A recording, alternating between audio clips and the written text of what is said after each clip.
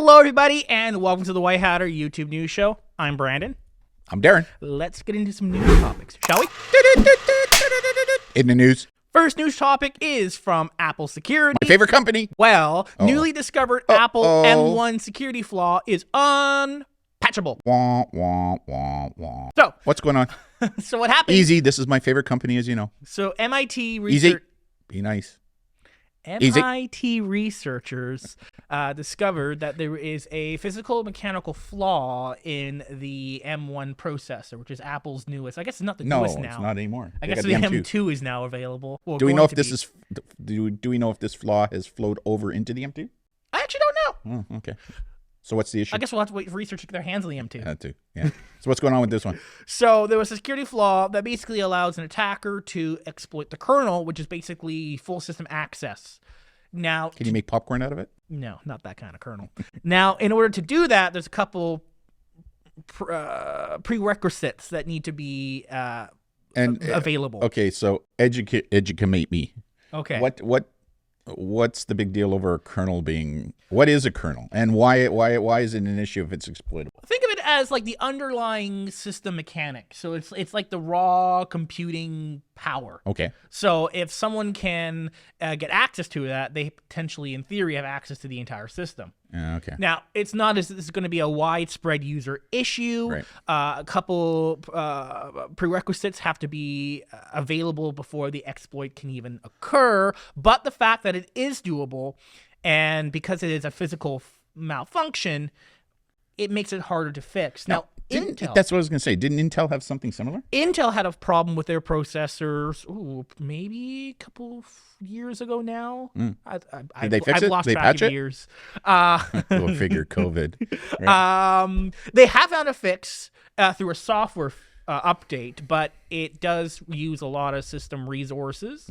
So it'll be interesting to see if Apple can. And Apple's pretty good that when they identify when something's brought to them like this, they're pretty quick at patching it, right? So, like you say, it'll be interesting to see if they do patch it. But what I'm hearing you saying is that although there's a vulnerability there, it's not necessarily as easy as what it may turn out. Yeah, to be. if it's corporate espionage, okay, maybe might be a problem. Gotcha. But like everyday users, probably not a big issue. Gotcha. But flaw exists, so yeah, Apples do get flaws and they can be hacked. Yeah, this is why I always say before you download anything new, like a new whatever the software is, let it play out for a couple months first, right? Because usually once new stuff comes out, there are people out there, the bounty hunters is a good example, that are looking for zero-day flaws or vulnerabilities, because when they find them, they bring them to the attention of companies like this, and they get paid a bounty for doing it. Not always right? brand new things. Sometimes old tech gets exploited. So I mean, at any time, really. But still, I mean, it'll be interesting to see what Apple does with this for sure. Yeah. All right. And I'll take a hit for that. Still my favorite company. My favorite product because it just works. Yeah. It just works. New research suggests always-on Bluetooth could be used to track your phone. Nothing new. They've been able to do that for years. Well, this is kind of new because Bluetooth does have some encryption that prevents your signal from being captured by just anybody. Because do you remember, just before you go on, do you remember what, about a year and a half, 2 years ago, it hit the news here in Canada where a lot of the big malls were using beacons so that when people walked in with their cell phones because of their Bluetooth, they knew that they were in the mall, where they're going, how much time they were spending in these stores, and potentially having the ability to send targeted ads their way, right? Very well, potentially. Yeah. But this is a new way of doing that. So basically, through the manufacturing process on how your phones are made, no phone is physically the same as any other phone. So you and I might have the same iPhone, but through manufacturing, we don't. There are Mine's better. Yes. Right now. There are small differences in the mechanics of your phone. Right. So what these researchers were able to do is through the Bluetooth signal, because of the little mechanical differences in your device, there's variations in your signal. And they're able to pinpoint some data points to basically make it a fingerprint. Yeah. Huh. Yeah, we've been saying for years is that, these things, like it or not, know where we're going, what we're doing, how much time we're spending there. And people are collecting that data, right? So, if you don't want others to know where you're going, what you're doing, how much time you're spending in places, don't have a phone with you. Yeah. Or put it in a Faraday bag. Remember that one show where I said, we should invent these pants or these shorts or this clothing that when you put your phone in it, it is a Faraday cage, right? So that, when you're carrying it, people won't know where you are and that kind of stuff. So Gravy boss calls you. Sorry, my phone was off. yeah, exactly. No, literally, the signal could not reach my phone. Yeah, but you know what, boss? It was during my time off and based upon what we spoke about last week, right? Yeah. Anyways. And this is nothing new. We've seen fingerprinting being the prime way of data tracking compared to other strategies. Browser fingerprinting has been a pretty big thing for at least, again, years are kind of... It's also a big thing from an evidentiary standpoint, right? Yeah, it can be. For legal proceedings, be it civil or criminal, to help say that, it did come from your device. And how did we know that? Because your device has a specific digital fingerprint that we can put to you. Yeah. There's nothing, and we talked about on the show not that long ago about graphics cards. Same process. Every graphics processing chip that goes into your phone is a little bit different. Yep. So software could identify you because of the little fingerprint difference in your graphics processor. Right. We did. So this is getting even more powerful. Interesting. It's the Matrix, man. We're living in the Matrix. And the last article.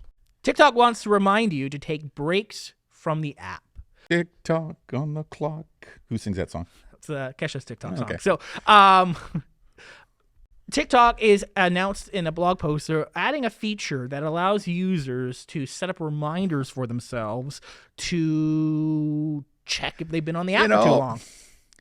This is just a feel-good thing. Because let's be honest. Do you think there's going to... Now, is it on by default? No. Now, for people who are age 13 to 17 who have stated their age on the app, it is on default when they hit the 100. And people don't lie with their ages on apps. But so it's not on by default, but by default it's on if somebody's between 13 and 18 years old. It's going to come on?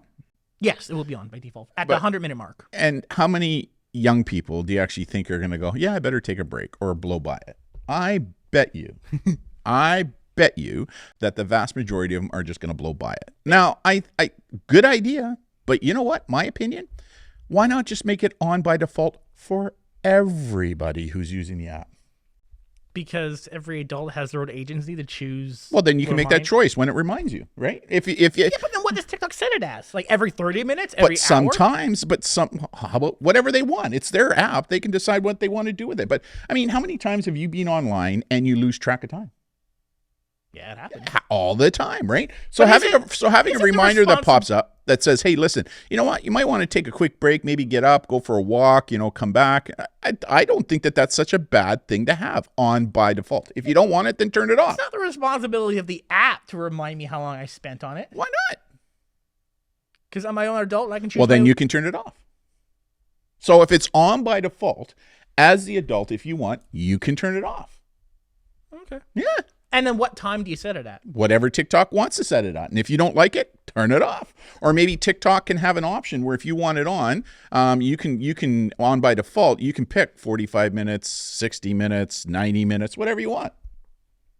Okay, if it's set on by default, but you can turn it off. Exactly. Potentially. Yeah, that's your choice, right? But I think having it on by default is the better way to go. And then leave it up to the user to make a decision. Do they want to keep it on? If they do, what time do they want the alert to come on? If they don't, then turn it off Yeah, yourself. but then TikTok's adding more effort onto users. Well, yeah. So, I mean, users... As a business, they're supposed to make it easy for their customers. Well, they are making it easy by reminding you that you might want to take a break. That's not making it easy. Sure it is. Adding effort. You have to actually press a button and go into the settings and change it. Hello, welcome to the real world. There's this thing called effort in everything we do in the real world. Oh, okay. So you go to a service industry job and you expect the person serving you, you do their job for them? No, not at all. That you pay for something and therefore you get a service. No. That's how it works. No. Not on this issue. I truly do believe that it should be on by default. If the user doesn't want it, then the user can turn it off by default.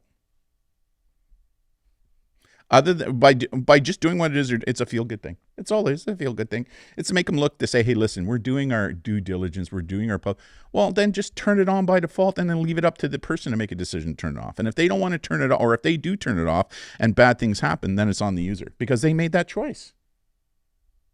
And it works the other way around. You can make the choice to turn it on. Yeah, but why? If I was a company, why would they be doing this if they didn't care about it?